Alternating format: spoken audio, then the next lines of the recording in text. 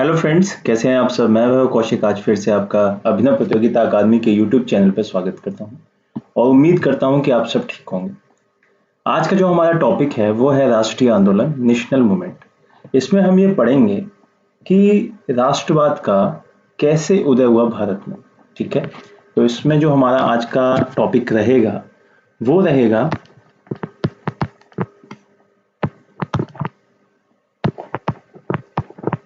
भारतीय राष्ट्रवाद का उदय।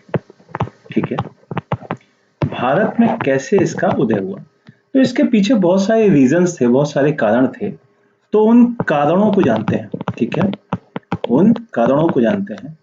पहला तो जो सबसे बड़ा कारण था कि राजनीतिक और प्रशासनिक एकता का उदय हुआ था। जिसका राजनीतिक व प्रशासनिक एकता का उदय।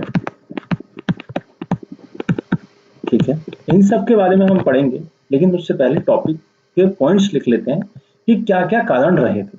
पहला पॉइंट हो गया हमारा राजनीतिक व प्रशासनिक एकता का उदय। दूसरा पॉइंट हमारा ये था कि आर्थिक परिवर्तन होना स्टार्ट हो गया था। आर्थिक परिवर्तन। ठीक। तीसरी जो पॉइंट थी वो ये थी कि भारत में आधुनिक उद्योगों की स्थापना हो रही थी, लेकिन उस स्पीड से नहीं हो रही थी जितना कि यूरोप के देशों में हो रही थी।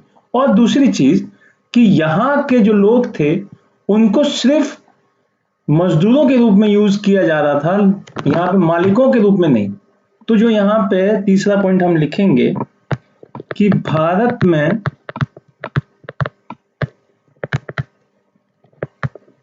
आधुनिक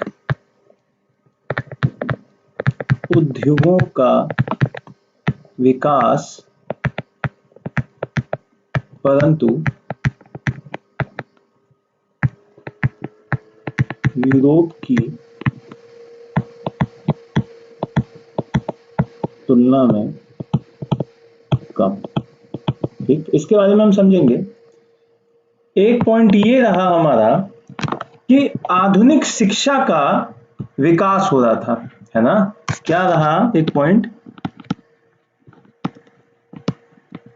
आधुनिक शिक्षा सबसे ज्यादा इसका महत्व रहेगा, इसके बारे में पढ़ेंगे हम।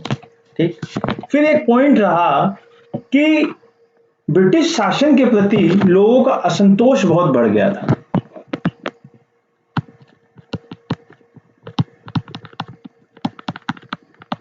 ब्रिटिश शासन के प्रति लोगों का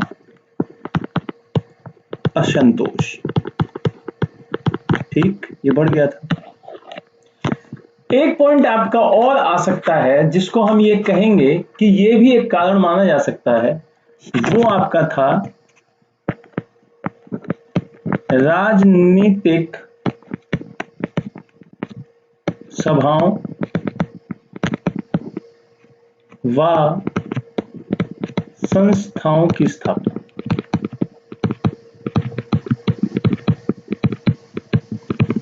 ठीक, ये कुछ ऐसे पॉइंट थे जिनको हम कह सकते हैं कि ये भारतीय राष्ट्रवाद का उदय के सबसे बड़े कारण रहे। ठीक है, तो इनको अब हम हल्के हल्के से समझ लेते हैं।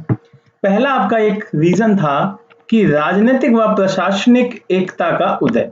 मतलब कि ये कि जो ब्रिटिश काल के टाइम में यहाँ की कुछ प्रोविंस थे जिन पे अधिकार पूर्णतः ब्रिटिश सरकार का था, तो वहां के जो शासक थे वो काफी नाराज थे। उनके ऊपर सारी की सारी पॉलिसीज किसकी लगती थी? वो लगती थी ब्रिटिशर्स की। ठीक है, इस वजह से वो काफी नाराज थे और उनका एक समूह बनने लगा। ए कॉलोनी का, बी का, सी का, ये किसके कंट्रोल में थे? ये सारे के सारे ब्रिटिशर्स के कंट्रोल में थे। और इन लोगों ने क्या किया कि यहाँ जुड़कर एक राजनीतिक संस्था बना ली, एक समूह बना लिया, एकत्र हो गए और किसके खिलाफ मोर्चा खोल दिया? ब्रिटिशर्स के खिलाफ। ये पहला पॉइंट। दूसरा पॉइंट ये कि आर्थिक परिवर्तन होने लगा। मतलब इसके अंदर अगर हम समझें, आर्थिक परिवर्तन के अंदर अगर हम समझें तो यहां इंडिया में रेलवे आ गई, रेलवे का विकास हो चुका था, ठीक है, रेलवे का विकास हो चुका था। तो रेलवे के विकास ने ना मात्र ब्रिटिशर्स को फायदा दिया, बल्कि इंडिया वालों को भी, भारत वालों को भी उसका काफी फायदा हुआ, इंडिया वालों को भी फायदा हुआ। किस बात का फायदा हुआ भाई? इस बात का फायदा हुआ कि अब लोग अपने सामान को एक जगह से दूसरी जगह बेचने के लिए बहुत इजीली रास्ता ढूंढ लेते थे, पहली बात। दूसरी बात ये कि अगर कोई समाचार भेजना है, कोई मैसेज भेजना है, तो वो इजीली और फास्ट, जल्दी और आसानी से, ठीक है, भेजा जा सकता था, ठीक। दूसरी बात ये होगी। तीसरी बात आपकी ये रही कि भारत में आधुनिक उद्योगों का विकास हुआ, परंतु यूरोप की तुलना में कम। तो हम इसको नेक्स्ट स्लाइड पे देख लेते हैं कि भारत में यूरोप की तुलना में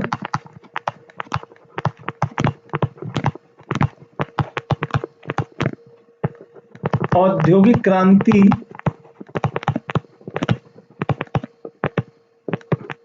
नाम मात्र की। मतलब ये कि अगर कोई कंपनी बन रही है, तो जैसे कि ये आपका यूरोप है ना, ये अफ्रीका है और ये आपका इंडिया है, ये एरिया है आपका, ये यूरोप है ना। तो यूरोप में औद्योगिक क्रांति, यहाँ फैक्ट्रियां बन रही हैं, है ना, यहाँ सारे कारखाने बन रहे हैं, सारा सब कुछ, जितनी भी फैक्ट्रीज थी, जितना भी कुछ बन रहा था, वो कहाँ बन रहा था? वो यहाँ बन रहा था, ठीक। लेकिन जो इंडिया था, जो भारत था, वो किस रूप में यूज हो रहा था? वो कच्चे माल, एक मिनट, क्या हो गया भाई?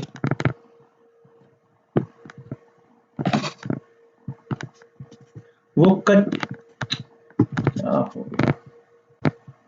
हाँ, एक सेकंड। जो भारत था वो कच्चे माल के रूप में, जो कच्चा माल प्रोवाइडर होता है, उस देश के रूप में विकसित हो गया। यहाँ पे फैक्ट्री चल रही है, यहाँ पे विकास हो रहा है और यहाँ पे भेजा जा रहा है। यहाँ पे कोई कारखाना लग ही नहीं रहा, बड़ा फैक्ट्री लग ही नहीं रही है, छोटे छोटे उद्योग लग रहे हैं, जिससे खनन का कार्य हो रहा है और जो खनन करके कच्चा माल कहाँ जा रहा है? यूरोप। तो ये कहा गया कि यहाँ पे औद्योगिक क्रांति तो हुई, लेकिन नाम मात्र की हुई, फैक्ट्री कोई लगी नहीं, कच्चे माल को खोदने वाली मशीनें आई और खोद के कहाँ ले गई? यूरोप में। इसीलिए कथन भी है कि गंगा के किनारे से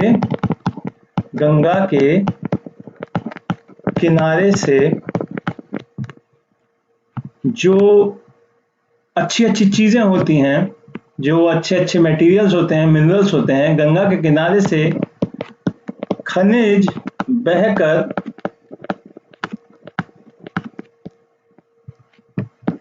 टेम्स के किनारे पे पहुंच गए।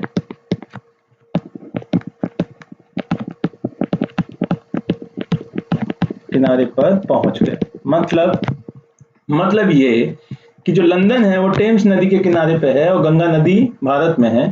तो गंगा के किनारे से खनिज बहकर टेम्स के किनारे पे पहुंच गए, यहाँ का कच्चा माल बहकर यूरोप पहुंच गया, ठीक है। अब आते हैं हम अपने नेक्स्ट पॉइंट पर, जो कि क्या था? जो कि था आपका आधुनिक शिक्षा, ठीक। चौथा पॉइंट क्या था हमारा? आधुनिक शिक्षा। तो आधुनिक शिक्षा के बारे में अगर हम देखें कि आधुनिक शिक्षा ने सबसे ज्यादा रोल निभाया किस चीज में? आपके राष्ट्रवाद के उदय, ठीक है, आधुनिक शिक्षा का रोल। पहली बात तो ये कि बहुत सारी लोगों की मेहनत थी कि जिसकी वजह से यहाँ के लोग शिक्षित हो पाए। दूसरी चीज ये कि उनमें अंग्रेजी शिक्षा को लाना है, वैज्ञानिक तर्कों को लाना है, ये सब चीज मायने रखी गई। और एक व्यक्ति का नाम सबसे ज्यादा ऊपर आएगा जिसको कहा जाता है राजा राम मोहन राय, ठीक। इस व्यक्ति की वजह से हमारे हिंदुस्तान में आधुनिक शिक्षा सबसे ज्यादा आई, ठीक है, राजा राममोहन राय की वजह से। अंग्रेजी शिक्षा इसकी वजह से, इनकी वजह से आई। इनका कहना था कि अगर हम लोग आधुनिक शिक्षा प्राप्त करते हैं, अगर हम लोग आधुनिक शिक्षा प्राप्त करते हैं तो हम जो यूरोप है वहां पे जो क्रांतियां हो रही हैं, जो अमेरिका है वहां पे जो क्रांति हो रही है, जो फ्रांस है यूरोप का, इटली है, वहां जो क्रांतियां हो रही हैं उनके बारे में जान सकते हैं, उनके बारे में जान सकते हैं। उनकी जो बुक्स हैं, लिटरेचर हैं, उनके बारे में हम पढ़ सकते हैं, ठीक, अगर हम अंग्रेजी को पढ़ना लिखना जानते होंगे। अंग्रेजी पे जोर इसलिए दिया, क्यों दिया जोर? जिससे कि हम यहाँ की जो बुक्स हैं, लिटरेचर है, उसको हम पढ़ पाए। क्यों? क्योंकि यहाँ की सारी बुक हिंदी में तो होंगी नहीं, यहाँ की सारी बुक संस्कृत में तो होंगी नहीं, किस भाषा में होंगी? अंग्रेजी में होंगी। तो अंग्रेजी में होने की वजह से इन्होंने कहा कि आप आधुनिक शिक्षा को पढ़िए, अंग्रेजी को पढ़िए, जिससे कि हम दूसरे देशों के जो बुक्स हैं, लिटरेचर है, उसको पढ़ पाए, ठीक है। और उसी वजह से कुछ आयोग आए शिक्षा के लिए, जिसको हम लिख लेते हैं और याद कर लेते हैं। पहला एक आयोग आया, एक सेकेंड, उसी पेज पर लिख लें जिससे कि याद हो जाए। एक आयोग आया, Charles Wood dispatch, Charles Wood dispatch, Woods dispatch भी बोलते हैं इसको। शिक्षा का मैग्ना कार्टा भी कहा जाता है, शिक्षा का मैग्ना कार्टा। मैग्ना कार्टा का मतलब क्या होता है? मैग्ना कार्टा का मतलब होता है घोषणा पत्र, शिक्षा का घोषणा पत्र, घोषणा पत्र, ठीक। और ये आया कब? 1854 में। और किसके टाइम कौन गवर्नर था? तो लॉर्ड डलहौजी, डलहौजी, ठीक। दूसरा हंटर आयोग, हंटर आयोग, ये कब आया? ये आया 1882 में, 1882। और ये किसके टाइम आया? लॉर्ड रिपन, ठीक। फिर तीसरा आया रैले आयोग, तीसरा रैले आयोग, जिसको और क्या कहा गया? जिसको कहा गया विश्वविद्यालय आयोग, विश्वविद्यालय आयोग, ठीक है। और ये कब आया? ये आया 1902 में, किसके टाइम? कर्जन साहब के टाइम, ठीक है, कर्जन साहब के टाइम। फिर आया सैंडलर आयोग, चौथा सैंडलर, सैंडलर आयोग आया। और ये आया आपका 1917 में। ये किसके टाइम आया? ये आया आपका चेम्सफोर्ड के टाइम, लॉर्ड चेम्सफोर्ड, ठीक है, लॉर्ड चेम्सफोर्ड। फिर इसके बाद एक आयोग और आया है जिसका नाम है इंच कैप, ठीक है, इंच कैप। और ये आया है 1923 में, ठीक। ये किसके टाइम आया है? ये खुद एक इंसान था जो किताबों के साथ, जिसकी किताबों की क्या करते हैं हम? रीडिंग। तो ये आया है लॉर्ड रीडिंग के टाइम, ठीक है, ये रीडिंग बहुत करते थे। फिर आता है आपका हार्टोंग आयोग, हार्टोंग समिति है, आयोग नहीं है। तो नेक्स्ट पेज पर लिख लेते हैं, इसका नाम है हार्टोंग समिति, ठीक, जो कि प्राइमरी एजुकेशन से थी, प्राइमरी एजुकेशन के लिए थी। और ये किसके टाइम आई थी? ये आई थी इरविन के टाइम। और कब आई थी? ये आई थी 1929 में, ठीक। फिर इसके बाद एक आती है लिंडसे आयोग, लिंडसे आयोग, आयोग को क्या बोलते हैं? कमीशन बोलते हैं, ठीक है। तो लिंडसे कमीशन आया है आपका 1929 में ही, और ये भी किसके टाइम, इरविन के टाइम। ठीक है, तो बच्चों के लिए जो थी वो थी हार्टोंग, और जो बड़ों के लिए थी ये प्रौढ़ शिक्षा के लिए थी। ठीक, प्रौढ़ शिक्षा के लिए थी, सेकेंडरी एजुकेशन के लिए लिंडसे आयोग थी। ठीक है, तो ये हो गई आपकी पांचवी, ये हो गई आपकी छठी, ये सातवीं हो गई। फिर एक और आयोग आया जो कि आजादी से कुछ ही साल पहले की थी, जिसका नाम था सार्जेंट आयोग, सार्जेंट आयोग, और वो आया आपका 1944, और किसके टाइम, वेवेल के टाइम, लॉर्ड वेवेल के टाइम। ठीक है, फिर आजादी के जस्ट अगले साल 1948 में राधा कृष्णन आयोग आया, जो कि हमारा 9वां होगा, राधा कृष्णन आयोग। इन सब के बारे में भी हम पढ़ेंगे जब शिक्षा का विकास पढ़ रहे होंगे, तब हम इन सब आयोगों के बारे में भी पढ़ेंगे। अभी यहाँ पे हम बस पढ़ लेते हैं कि कौन कौन से आयोग आए, इंपॉर्टेंट आयोग हैं ये, कि शिक्षा का प्रभाव क्या रहा, जिसकी वजह से राष्ट्रवाद की जो चेतना का उदय हुआ। ठीक है, और ये किसके टाइम आया है, लॉर्ड माउंटबेटन। ठीक है, लॉर्ड माउंटबेटन। ठीक, तो ये 9 आयोग थे। आपका पहला हुआ चार्ल्स वुड डिस्पैच, दूसरा हुआ हंटर, तीसरा रेले, चौथा सैंडलर, पांचवा इंच कैप, छठा हार्टिंग, सातवां लिंडसे, आठवां सार्जेंट, 9वां राधा कृष्णन आयोग। ठीक है, इन सब के जो अहमियत है उसकी वजह से यहाँ पे आधुनिक शिक्षा आई, लोग पढ़े लिखे, सरकारी आयोगों में काम करने लगे और लोगों को समझने लगे कि क्या हो रहा है विश्व में, और उसकी वजह से सरकार की पॉलिसीज का, जो कि खराब पॉलिसीज थी, उनका विरोध किया लोगों ने। ठीक है, अब आते हैं दूसरी चीज, जो ब्रिटिश सरकार के प्रति असंतोष था उसमें। ठीक है, तो हमने देखा था एक पॉइंट, ये हो गया हमारा। अब आता है हमारा छठा पॉइंट, ब्रिटिश सरकार के प्रति असंतोष। ठीक है, तो लिख लेते हैं, ब्रिटिश गवर्नमेंट के प्रति असंतोष। आपको पता ही है कि गवर्नमेंट ने बहुत सारी पॉलिसीज ऐसी चला रखी थी जिससे कि लोग परेशान थे, जैसे हड़प नीति है, गोद निषेध है ना, सहायक नीति, ये ऐसी पॉलिसीज थी जिनकी वजह से लोग नाराज थे कि यार ये क्या कर रहे हो आप, है ना, आप विदाउट परमिशन हम किसी के साथ काम नहीं कर सकते, कहीं संधि नहीं कर सकते, कुछ नहीं कर सकते, मैत्री पूर्वक दोस्ती नहीं कर सकते, है ना, ये सब चीज नहीं कर सकते थे, तो लोग नाराज थे। तो इस वजह से लोगों का गुस्सा इनके प्रति और बढ़ गया और इनके खिलाफ एक राष्ट्रवाद की उदय हुआ। ठीक है, अब आते हैं आखिरी पॉइंट पे कि लोग पढ़ चुके थे, इस वजह से, छठा हो गया, ये सातवां पॉइंट जो कि आखिरी है, राष्ट्रवाद के उदय में राजनीतिक सभाओं का गठन हो गया था, कुछ संस्थाएं बनने लगी थी, और ये काफी इंपॉर्टेंट पॉइंट रहेगा जिसको हम अगली क्लास में भी पढ़ेंगे कि राष्ट्रीय हित के लिए